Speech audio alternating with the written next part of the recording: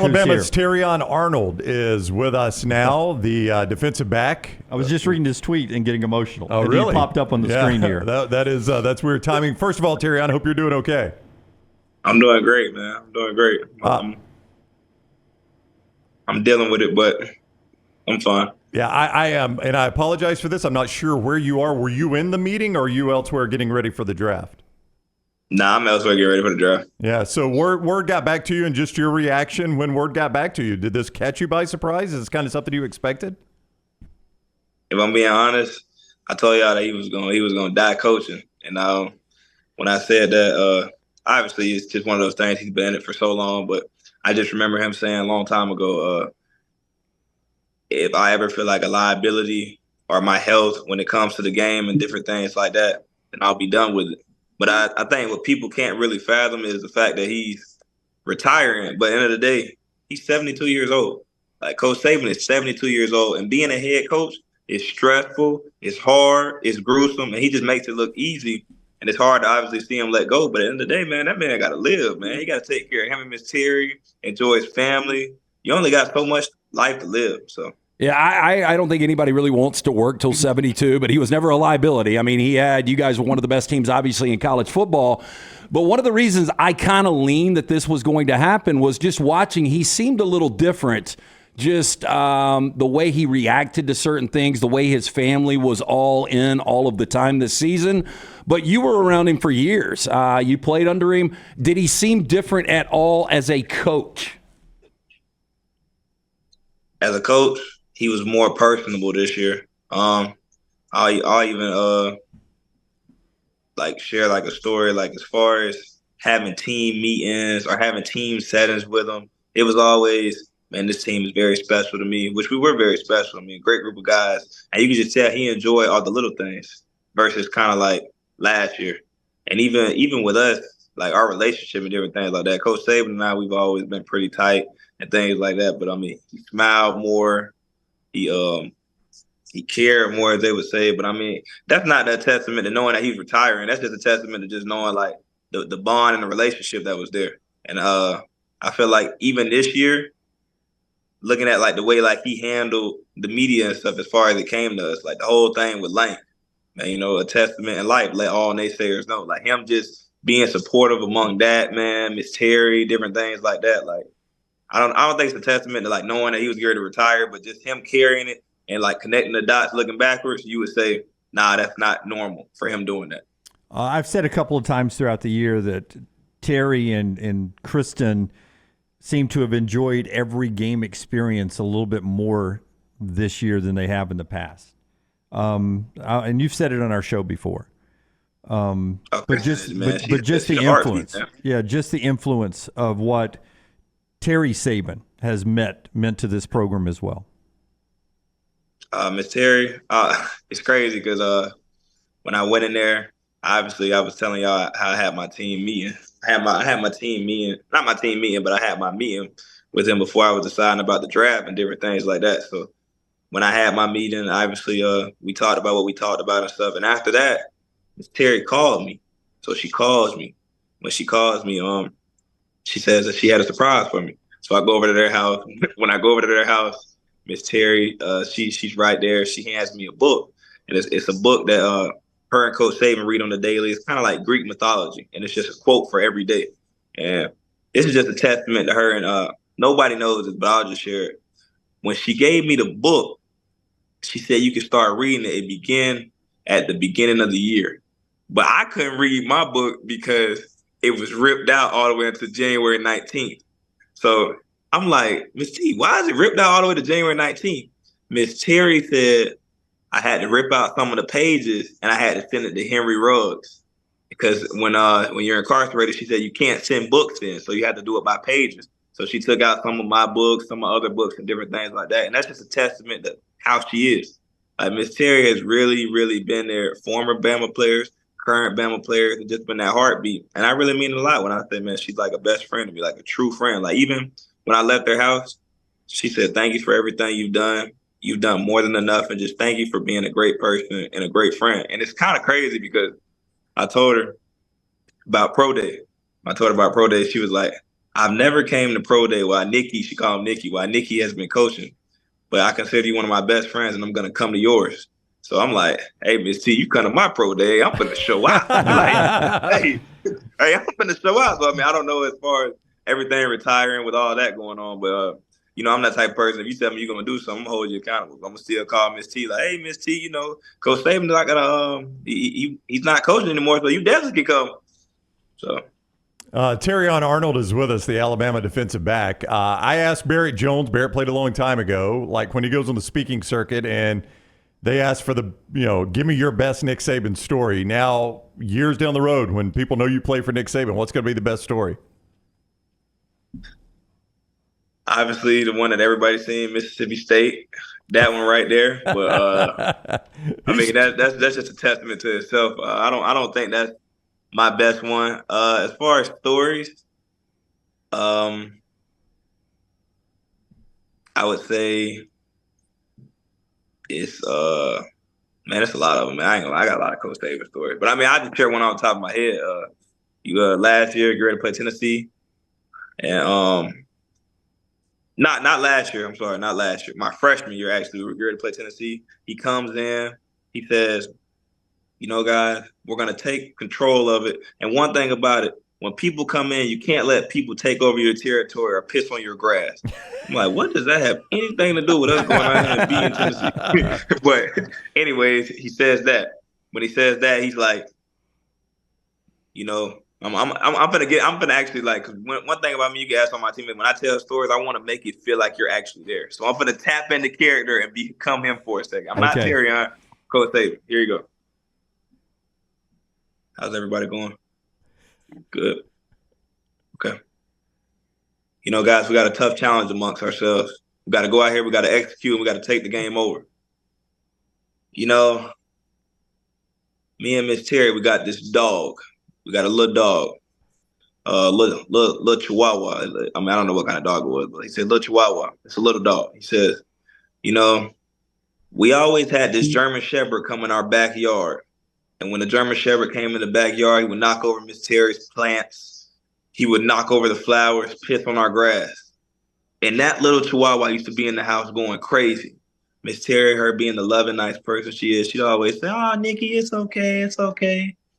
Well, anyways, one day, this German Shepherd continues to come in the yard. And when he comes in the yard and does what he does, the little dog is going crazy. And Miss Terry isn't at home. I'm at home. So I let that son of a gun out.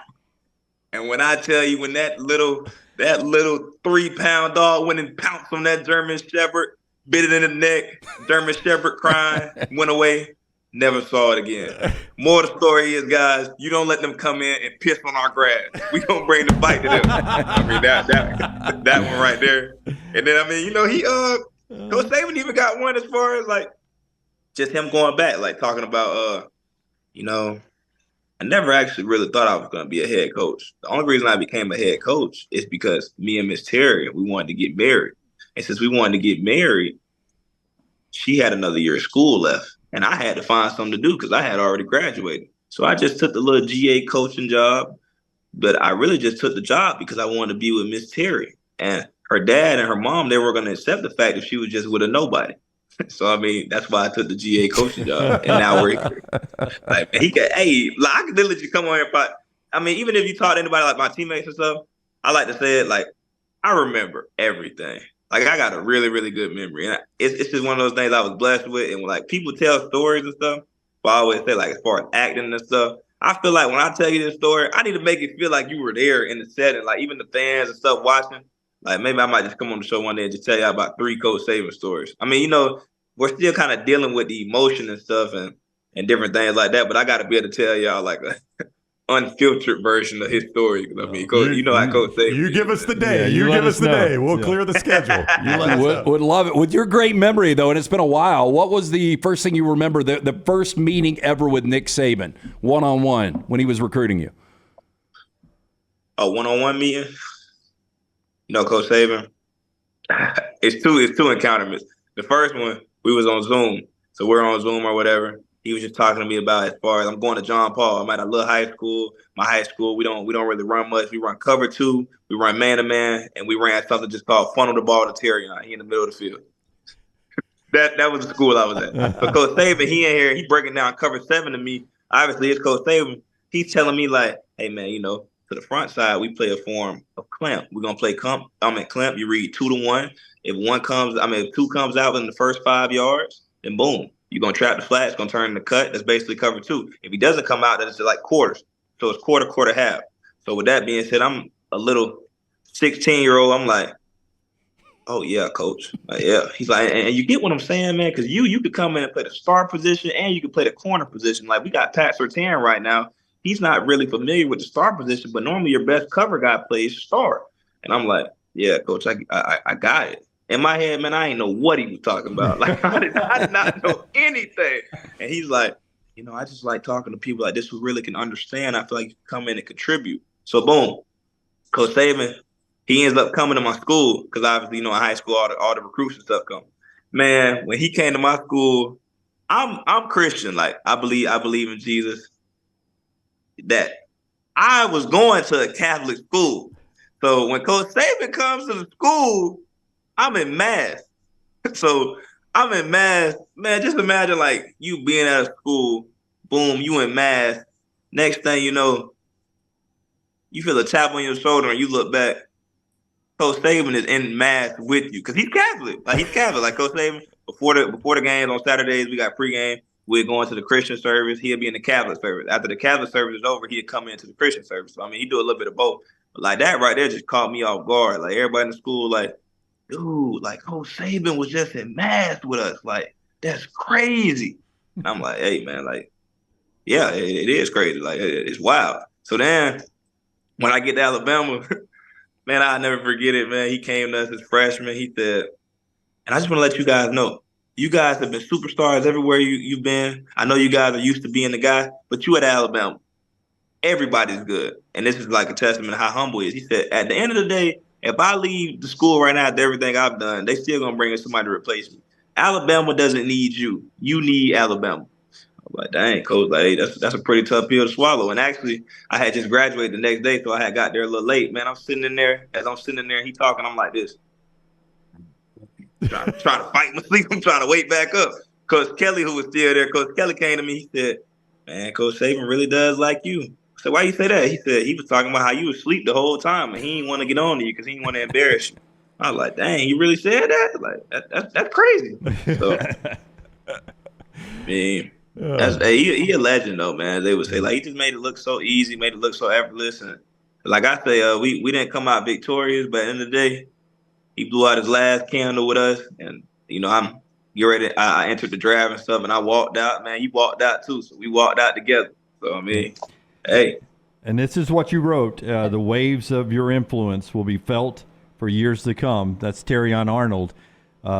Perfectly said by you, man. You're one of a kind. Man, it will, yes, sir. It will. Yep. So if I would have anything to say, I would say, for the people who are believers and stuff, I would just say, just keep like the guys in your prayers and stuff. Like even as far as talking to like Caleb Downs, Jalen Miro, different guys like that, man. Like this really does like hurt because obviously I just think about it like if I was there in that situation right now, like man, your head coach gone. This is like Alabama. This is all we know. Like people saying we should celebrate, we should do this, which we obviously should. But at the end of the day, man, this is a sad day in Alabama. Like, it's a sad day. And, just the respect for him. Like, because I was talking to Jalen earlier today. Coach Saban, they were supposed to have a team meeting yesterday, but it got canceled for the storm. And I'm actually still in the group chat. It's crazy. I can't leave the group chat. They're my brothers. I'm like, they're going to have to kick me out. So, with that being said, they were supposed to do that. And so they were supposed to do that. It got canceled, and they had it today. So while all this was going on in my head, I'm calling. I'm like, dang, what's all this going on? Because my first thought, I'm like, let me call Jalen, and they not answering. So when they not answering, I put 2 and 2 together. I'm like, so if we seeing these sources about him retiring, he must be telling the guys right now because that's the type of person he is. And after getting confirmation and stuff, while all the sources were saying Nick Saban possibly is retiring and stuff like that, it was going on. So he had told the guys. He was in the middle of telling the guys. Yeah, so. I don't want to open the door, but if you really do want to help out the guys in Tuscaloosa, it's not too late. I think you can resend that paperwork and go back and lean on the brothers. I'm not gonna lie to you, man. You know, once you enter the draft and you sign like the NFL thing and they put your name in, it is actually too late. So I mean, as bad as and you know me, like with that being said, I can't tell y'all like what went on in my exit meeting and stuff like that as far as talking to him and stuff, but I wouldn't say like I knew he was retiring, but the stuff that was said and like the stuff that we discussed, I was like, yeah, okay. Like, yeah. So, I mean, with that being said, like, I can't, like, as bad as I want to, because I'm tied into Bama. Like, man, I'm from Florida, but my relationship with Miss Terry, my teammates, my guys, like, we had an iconic season. Like, I always used to tell Caleb, like, even if they made a movie on this, they wouldn't even be able to reenact this. Like, they wouldn't be able to because the stuff that went on this season. Like, we need to come out with a 30 for 30 on Bama 2023 because we had a lot, like, based on the Texas game, that you end up playing Michigan, like, hey, man, it's crazy. It's been surreal, but it's been a blessing at the same time. And we learned a lot of life lessons that have carried on. So, man, I just thank him. Yeah. Well said. Terrion, thank you, man, for jumping on short notice. We really do appreciate it. You've been fantastic with us. We wish you all the best in the NFL. Cannot wait to watch you on Sundays. Man, I appreciate you guys too, man. Thank you. All right, buddy. Take care. That is Terrion Arnold. The departing Alabama defensive back headed to the NFL on the JohnstonRVCenter.com hotline.